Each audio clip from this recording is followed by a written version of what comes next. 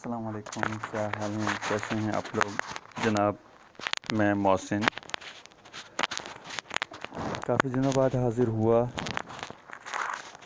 کافی باتیں دماغ میں، کافی چیزیں ہو رہی تھیں، دماغ میں چل رہی تھیں.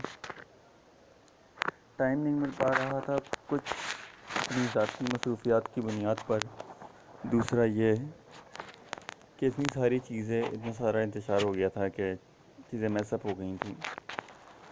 آج ماں بولی کا عالمی دن تھا. سب نے اپنی اپنی ماں بولی کے بارے میں بات کی. کسی کو نے اچھی بات کی، کسی نے کسی کے خلاف بری بات کی.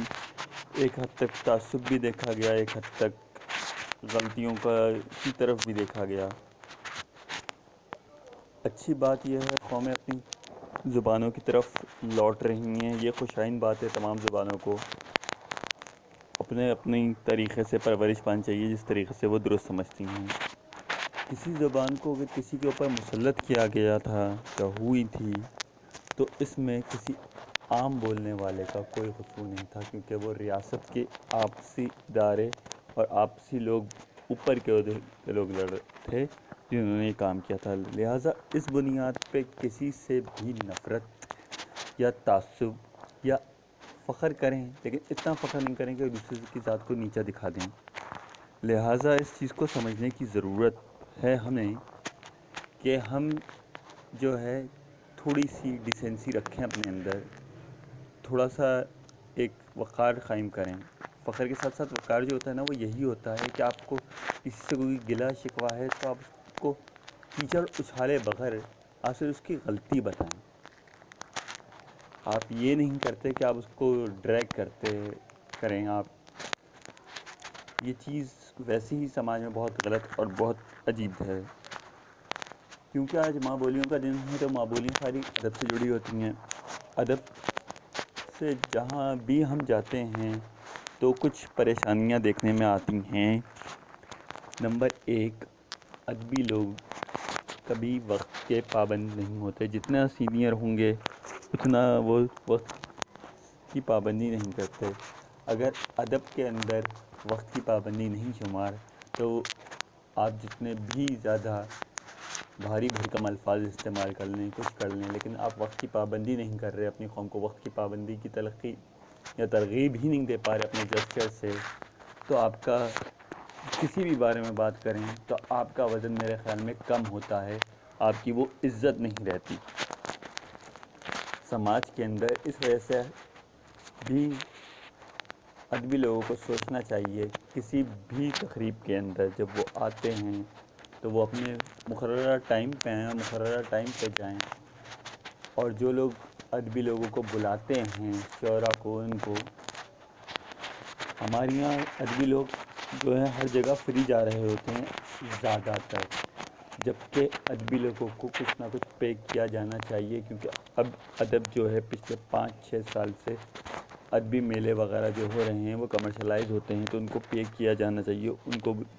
ان کو آپ اسٹیج پہ بلاتے ہیں مہمان خصوصی تو چلیں پھر آپ وہ ٹائم نکال کے، کیونکہ وہ سینئرز ہوتے ہیں وہ آ جاتے ہیں، یا وہ اسٹیبلش ہوتے ہیں وہ آ جاتے ہیں، لیکن جو آپ اسٹیج پہ بلاتے ہوتے ہیں ان کو کچھ معاوضہ دیا کیجیے.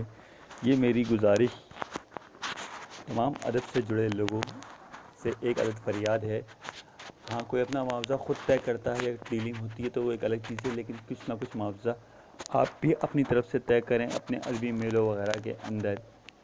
کہ صحیح ہے آپ لکھ کے مشہور ہو جاتے ہیں. مشہور ہونے کا مطلب یہ نہیں ہوتا کہ انسان کے پاس پیسہ آ جائے.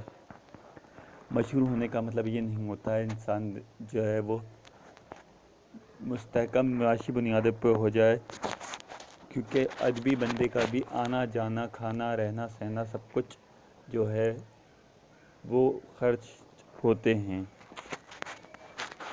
لہٰذا ان کو ادبی لوگوں کا فرض ہے یا ادبی کمیٹیوں کا فرض ہے کہ وہ ایک اجتماعی طور پہ، صوبائی طور پہ، وفاقی طور پہ، ہر سطح پر جو ہے اس طریقے کی کچھ فنڈنگ یا چیزیں قائم کریں جہاں پہ ادبی لوگ جو ہیں ان کی تھوڑی سی گل خلاصی ہو سکے اور ان کو عزت دی جا سکے.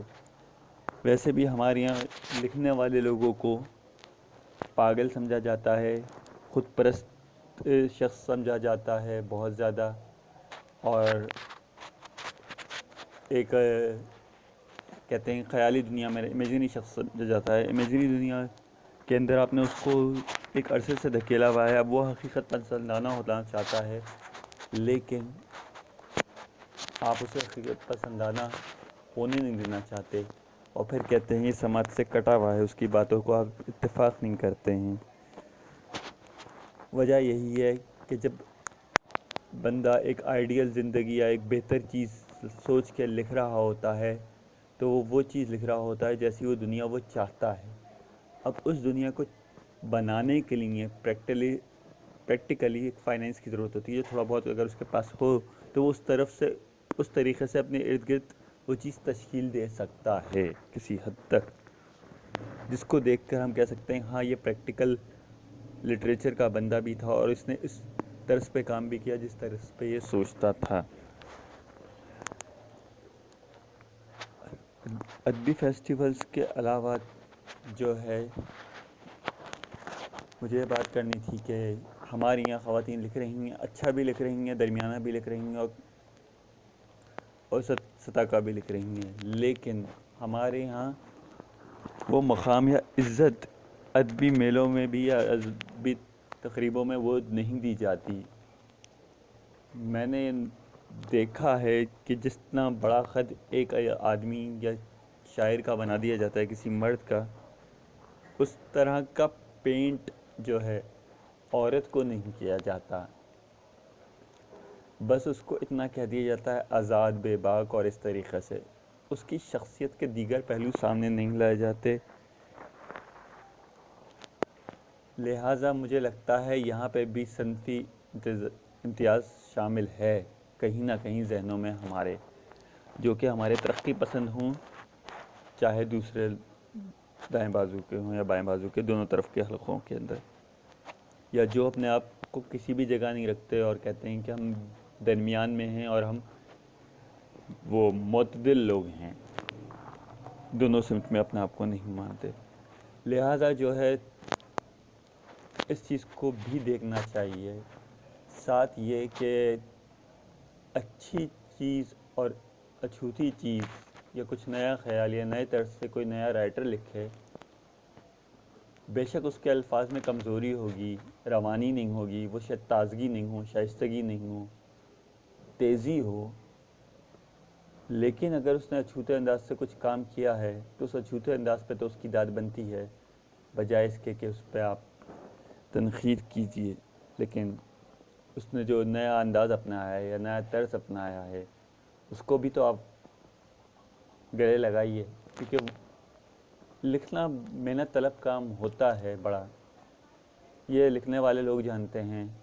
ہاں فیس بک کے اسٹیٹس ڈالنا محنت طلب کام نہیں ہوتا اتنا، کیونکہ وہ آپ کے دماغ میں جو بونگی آئے، جو چیز آئے، آپ بلا جھجک بلا اس کے لکھ دیتے ہو کہ ہو کیئرس، 5000 لوگ ہیں، ایک کو ڈیلیٹ ماروں گا، ایک کو ایڈ کر لوں گا، ایک کو ایڈ کر لوں گی، تو اس میں فرق ہوتا ہے۔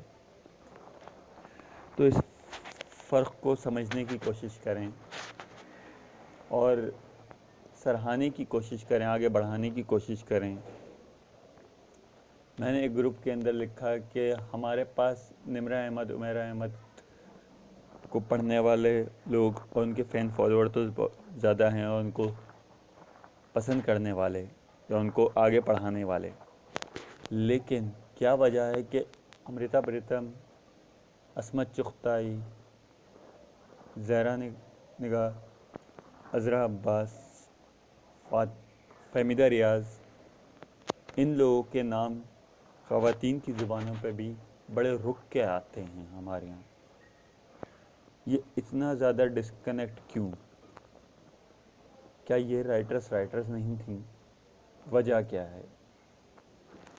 یا ہم نے ان کو ایک اپنے ہی اس میں فولڈر میں رکھ کے بھولے ہوئے ہیں ہم لوگ، لیفٹ کے لوگ یا ترقی پسند لوگ، ہم نے آشنا صحیح طریقے سے کرایا نہیں، کیونکہ ہم ان کے لکھنے والوں کو، دوسرے سائڈ کے لکھنے والوں کو اتنا ڈیگریڈ کر دیتے ہیں تو وہ سمجھتے ہیں کہ ان کا ادب یا ان کا لکھا ہوا چیز کوئی بہت ہی گندی، گھٹیا یا جنس سے بھری بھی کوئی ایسی چیز ہوگی جس کو پڑھتے ہی ابکائی آ جائے گی اور کچھ ہونے لگے گا، جبکہ ایسا کچھ نہیں ہوتا۔